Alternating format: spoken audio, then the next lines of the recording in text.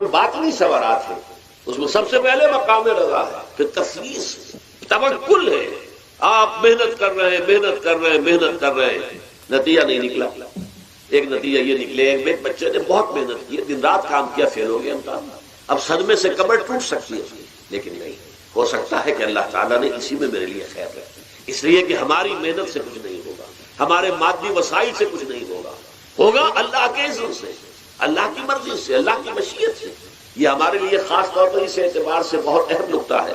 ہم سب راہ حق کے مسافر ہیں، اپنے اپنے بس پڑتے محنت کر رہے ہیں، وقت بھی صرف کر رہے ہیں، مال بھی صرف کر رہے ہیں، محنت کر رہے ہیں، مشقت کر رہے ہیں. لیکن فرض کیجئے جیسا کہ ہے پھر واقع، فرض کیا کیجئے، وہ تو واقع سامنے کی بات ہے، نتائج نکلتے نظر نہیں آ رہے، قدم نہیں بڑھ رہے ہیں، ہماری طرف لوگوں کا رجوع عام نہیں ہے. ٹھیک ہے، اس پر قطعاً بدل ہونے کی بات ہے. یہ اللہ تعالیٰ کی مشیت میں ہوگا، جب وہ چاہے گا تب ہوگا. ہمارا کام یہ کہ اپنا فرض ادا کیے چلے جائیں بس، اور نتیجے سے بالکل ذہن کو اپنے منقطع کر لیں، ذہن کا کوئی تعلق آپ کے نتیجے کے ساتھ نہ رہے. یہ جب تک کیفیت ہماری نہیں ہوگی، ہم اس راہ پر استقامت اور مدام اس پر محنت اور جد و جہد کرنا جو ہے وہ ہمارے لیے ممکن نہیں رہے گا. اس کے لیے میں اگر آپ کے سامنے رکھوں معاملہ کہ حضور صلی اللہ علیہ وسلم کے جو پہلے 10 برس ہیں، جب سے آپ کو آغاز ہوا ہے وحی کا، اس کے بعد سے پہلے 10 برس دن رات کی محنت، شدید مشقت، یہاں تک کہ اللہ بھی روک رہا ہے، نبی آپ اپنے آپ کو ہلاک کر لیں گے. اللہ کا باقی نفس کا اللہ یکون مومنین، کیا آپ اپنے آپ کو صدمے میں ہلاک کر لیں گے؟ یہ بات نہیں لا رہے، اس قدر صدمہ.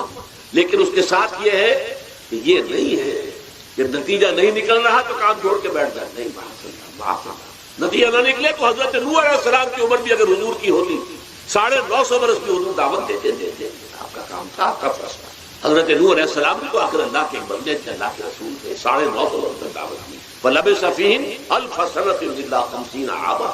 یہ تو ہم مانتے ہی نا، اگر قرآن کے اندر نص قطعی صریح الفاظ نہ ہوتے کہ 950 برس ہو گئے، ورنہ یہ بات سمجھ سے بالا تر ہے. عام طور پر معلوم ہوتا ہے کہ اس دور میں ابھی عمر زیادہ تھا.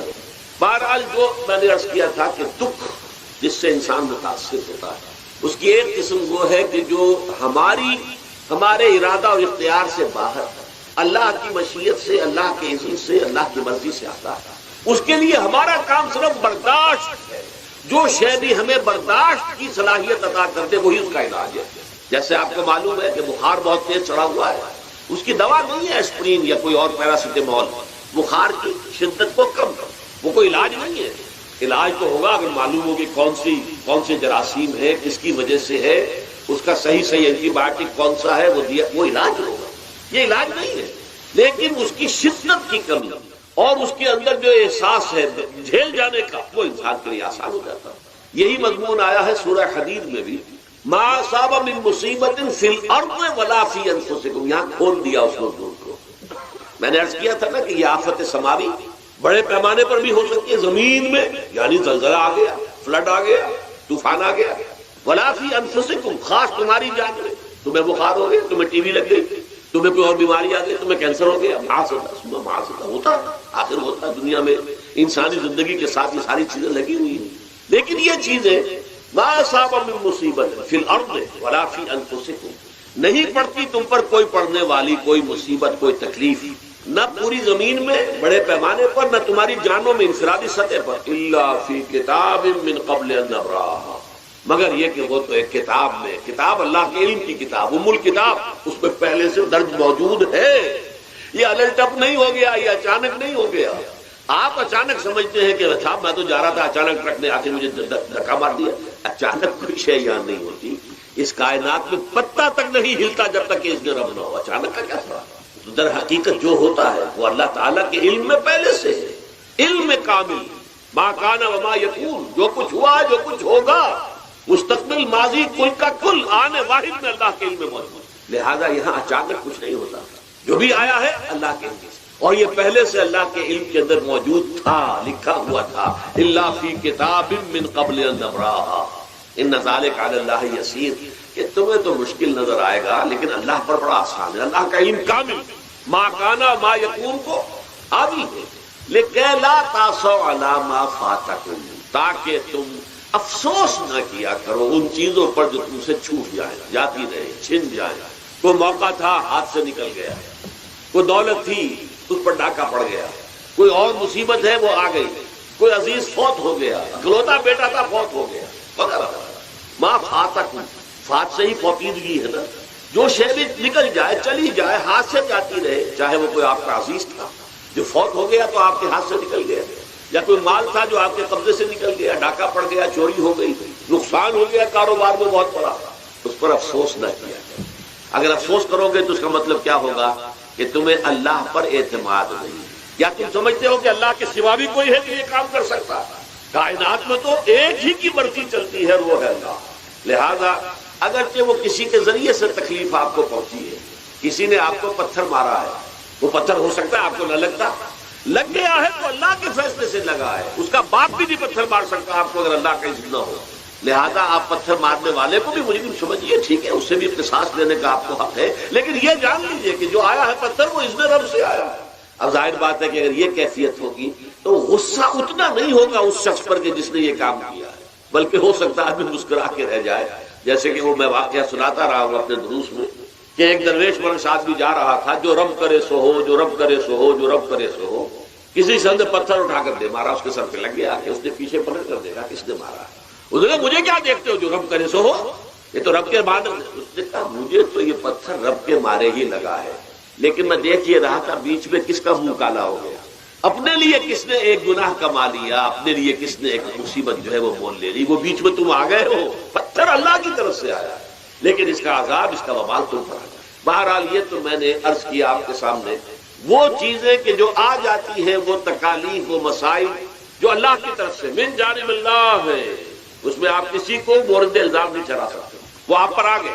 دوسری تکلیفیں وہ ہے جن کے لیے فارسی میں کہتے ہیں خود کردہ، اپنے ہاتھوں جو مصیبتیں آتی ہیں۔ اس کے لیے میں نے آپ کو سورہ شورى کی آیت سنائی، ما اصابکم من مصیبت فبما کسبت ایدیکم ویعفو عن کثیر، جو مصیبت بھی تم پر آتی ہے انسانوں، وہ تمہارے اپنے ہاتھوں کے کرتوتوں کی وجہ سے آتی ہے، اور ابھی تو اللہ بہت سی چیزوں کو تو معاف بھی کرتا رہتا ہے، ہر تمہاری غلطی پر پکڑتا نہیں ہے، ہر خطا کے اوپر تمہیں سزا نہیں دیتا، کوئی سزائیں معاف بھی کرتا رہتا ہے، عفو و درگزر سے بھی کام لیتا ہے، بہت متحمل اور حلیم بھی ہے، بہت رحیم اور غفور بھی ہے اور کریم بھی ہے۔ لیکن یہ کہ یہ جان لو کہ ایک مصیبتیں وہ ہیں جو تمہاری اپنی پیدا کرنے ہیں، بما کسبت ایدیکم، تمہارے اپنے ہاتھوں کی کمائی۔ یہ کون سی خود کردہ؟ یہ در حقیقت ہے اجتماعی نظام جو انسان بناتا ہے، اس اجتماعی نظام کو غلط کر کے اگر اس نے اپنے لیے مصیبتیں کھڑی کر لی، مصیبت ہے لیکن یہ مصیبت تمہارے اپنے ہاتھوں کی لائی ہوئی، تم نے نظام غلط بنایا ہوا ہے، تم نے دولت کی تقسیم غلط کی ہوئی ہے، اللہ نے تو رزق پیدا کر دیا اور سب کے لیے کافی ہے، یہ تم نے کیا ہے کہ ایک طرف کچھ لوگوں کے کھتے بھرے ہوئے ہیں اور ایک طرف کوئی فاقے سے بھر رہا ہے، یہ خود کردہ ہے، یہ ہمارا کبھی ہے، یہ تم نے نظام غلط بنایا ہے، یہ جو نظام کے اندر خرابی ہے یہ تمہاری اپنے کرتوت ہے، تم نے خود نظام کے اندر غلطی رکھی ہوئی ہے، ناانصافی گھولی ہوئی ہے، اس کا زہر گھولا ہوا ہے، یہ تمہارے اپنے کرتوتوں کی وجہ سے، اور اس کا علاج تمہیں کرنا پڑے گا خود، اور وہ علاج کیا ہوگا؟ اس نظام کو صحیح قائم کرو، اللہ کا دیا ہوا نظام، نظام عدل و قسط۔ یہی وجہ ہے کہ سورہ حدید کی جو آخری آیت میں نے پڑھی تھی وہ کیا تھی؟ اللہ تعالیٰ فرماتا ہے کہ ہم نے تو اپنے رسولوں کو بھیجا اس لیے، کتابیں نازل اس لیے کی، لقد ارسلنا رسلنا بالبینات، ہم اپنے رسولوں کو بھیجتے رہے معجزوں کے ساتھ، واضح نشانیوں کے ساتھ، وانزلنا معهم الکتاب والمیزان، ان کے ساتھ ہم نے کتاب اتاری، میزان اتاری، یہ سارا کچھ ہم نے کس لیے کیا؟ لیقوم الناس بالقسط، تاکہ لوگ عدل پر قائم ہوں۔ اب اگر تم نے اس عدل کے نظام کو چھوڑ کر اللہ کے دیے ہوئے نظام کو تج کر تم نے خود اپنا نظام بنا لیا، تو ظاہر بات ہے سرمایہ دار جب نظام بنائے گا تو وہ مزدور کے بارے میں نہیں سوچ سکتا، اسے تو اپنی مصلحتیں نظر آئیں گی، اس کے سامنے تو اپنا نفع ہوگا، جتنا زیادہ سے زیادہ نفع کما لو، جتنا ان مزدوروں کا خون نچوڑ سکو نچوڑ لو۔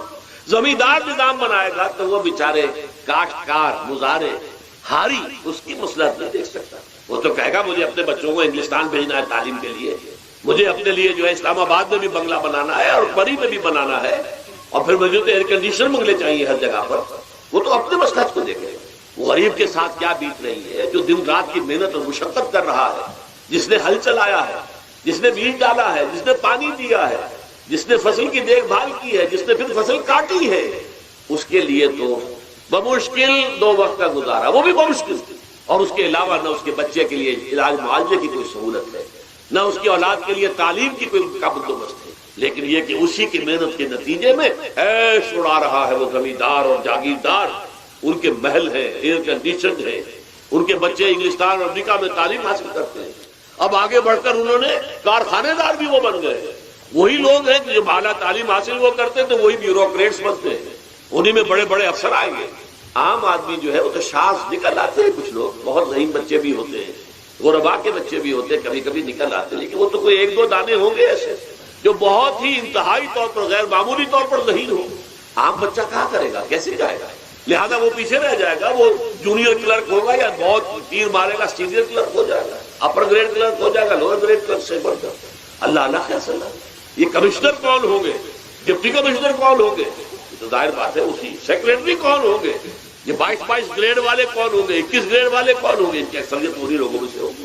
اس حوالے سے یہ جو غلطی، یہ جو دکھ ہے، یہ دکھ تمہارا اپنا پیدا کرتا ہے، اور خود کردہ رہا علاج نہیں، اس کا علاج اور کچھ نہیں ہے جب تک کہ تم خود اپنے طرز عمل کو نہیں بدلو گے۔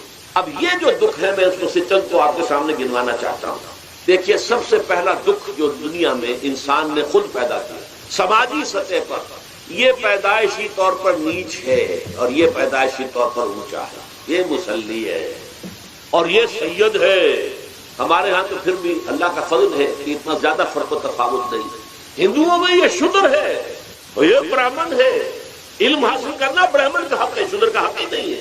اور شودر کے کان میں اگر اشلوک بھی پڑ جائے کہیں بغیر ارادے کے، کہیں جا رہا تھا اور کہیں گیتا کے اشلوک ہو رہے تھے، اس نے سن لیے، تو اس کی سزا کیا ہے؟ سیسا جو ہے اس کو پگھلا کر اور وہ اس کے کان میں ڈال دیا جائے تاکہ سماعت ہی ختم ہو۔ دنیا میں یہ کس نے کیا بھائی؟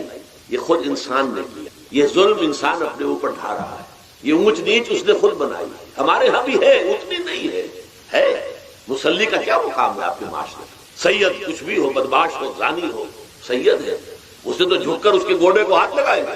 لیکن یہ کہ دوسرا شخص جو ہے مسلی، کتنا ہی نیک ہو، بھلا ہو، پارسا ہو، وہ برابر پور جو ہے چارپائی پر بھی بیٹھنے کا حقدار تھا۔ یہ ساری اونچ نیچ ہم نے پیدا، اللہ نے نہیں کیا تھا۔ اللہ نے تمام انسانوں کو مساوی پیدا کیا۔ اللہ کے رسول یہ فرما کر گئے، لا فضل لعربی علی عجمی ولا لعجمی علی عربی ولا لأحمر علی اسود ولا لأسود علی احمر الا بالتقوی کلکم بنو آدم وآدم من تراب۔ دیکھو، کسی عرب کو کسی اجمی پر فضیلت نہیں ہے، کسی اجمی کو کسی عرب پر کوئی فضیلت نہیں ہے، کسی گورے کو کسی کالے پر فضیلت نہیں ہے، کسی کالے کو کسی گورے پر فضیلت نہیں ہے، الا بالتقوی۔ یہ اگر فضیلت ہے تقوی، کون خدا ترس زیادہ ہے، کس کے اخلاق زیادہ بلند ہے، کون نیک اور پارسا زیادہ ہے، کون لوگوں کی خدمت زیادہ کرتا ہے، اس کے اعتبار سے درجہ بلند ہوگا۔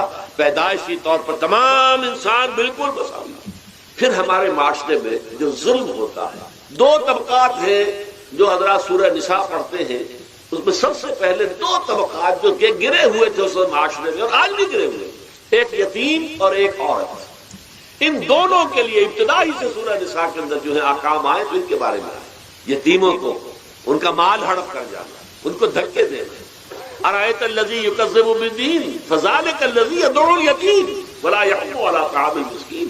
تم نے کبھی غور کیا اس شخص پر جو کہ جزا و سزا کا منکر ہے؟ وہی ہے کہ جو یتیم کو دھکے دیتا ہے، یتیموں پر ظلم ہوتا ہے۔ وہ آپ کے معاشرے میں پٹتے ہیں، ان کا کوئی والی وارث نہیں، ان کی طرف سے کوئی پوچھنے والا نہیں، وہ بولنے والا نہیں۔ اور پھر یہ کہ اگر اس کا باپ کو مال چھوڑ گیا ہے تو وہ چچا کھا جائیں گے، کوئی اور ولی کھا جائیں گے، ختم کر دیں گے، ہڑپ کر جائیں گے۔ جس پر قرآن مجید کہتا ہے کہ ان الذین یاکلون اموال الیتامی ظلما انما یاکلون فی بطونہم نارا۔ یقیناً وہ لوگ جو یتیموں کا مال ناحق ہڑپ کرتے ہیں وہ اپنے پیٹوں میں آگ کے انگارے بھر رہے ہیں۔ بس یصلون سعیرا۔ اور یہاں تو دنیا میں جو آگ کے انگارے ہیں وہ محسوس نہیں ہو رہے، آخرت میں ایک طرف وہ آگ کے انگارے ظاہر ہو جائیں گے جو اندر سے جلائیں گے، اور ایک طرف جہنم کی آگ باہر سے جلائے گی۔ یہ دو طرفہ جنم جو ہے ان کو برداشت کرنی پڑے گی۔ ظاہر بات ہے یہ ہمارا اپنا کیا ہوا ہے، یہ اللہ کی طرف سے نہیں ہے، یہ ہم نے نظام غلط بنایا ہے، ہم نے اطوار اپنے برے کر لیے۔ اور دوسرا طبقہ خواتین کا، عورتوں کا۔ سب سے بڑا ظلم اس معاشرے میں کیا ہے؟ جو بچپن ہی سے احساسات کے اوپر ایک بوجھ بن جاتا ہے بچیوں کے، کہ بیٹے کو افضل سمجھتے ہیں، بیٹی کو جو ہے گھٹیا سمجھتے ہیں۔ اس قدر ناانصافی، اس قدر ناانصافی۔